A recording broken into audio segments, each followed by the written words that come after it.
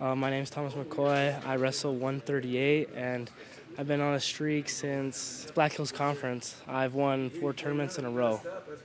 So I won Conference, Chamberlain, the Bell Invite, and then I just won Black Hills Classics.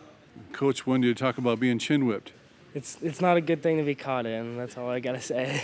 My name's Logan Tyndall. I wrestle 106, and in the past few tournaments I've been placing 5th or 4th, and recently in the Black Hills Classic I got the Dusty Swanson Grind Award, which was a pretty cool thing for me. I didn't expect it at all, and I was pretty happy and excited to get that award.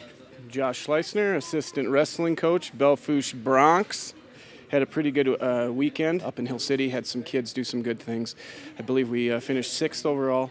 Thomas McCoy, 138, won the tournament. We had several placers. Caden Wolf got in there.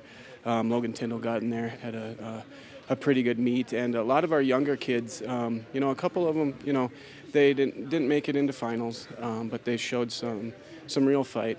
Kobe Bowden, Lamb Chops McCabe, I call him. He's a good one. The kids fought well, and yeah, they showed up, and we're starting to pick up a little bit of momentum as we get closer to regions. So we're going to hunker down and see if we can get as many in as we can.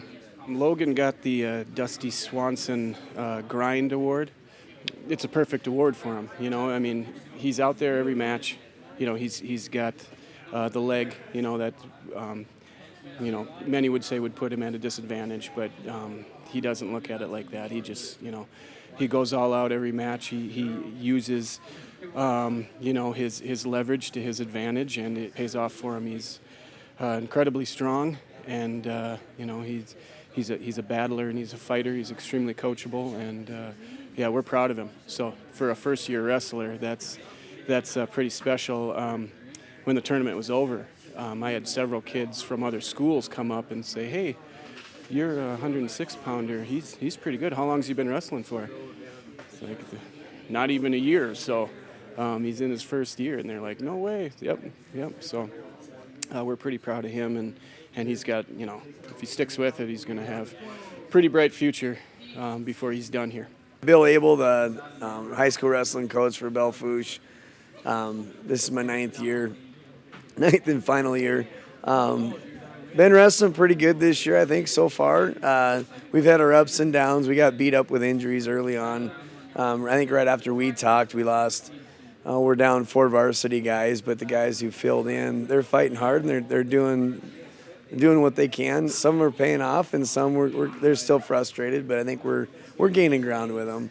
Right after the turn of the year, going into press show, we kind of had a turnaround. Thomas McCoy started turning it on really good. Caden Wolf came back. He had he missed some stuff, and then he kind of got his head screwed on. Now he's full head of steam going into the postseason. Or I guess we got our dual Sturgis yet, but then we had Haley Rodriguez. She was out with that shoulder deal. She came back right after the turn of the year, and we've been just kind of hit and miss, and just the match is starting to come back to where she was last year.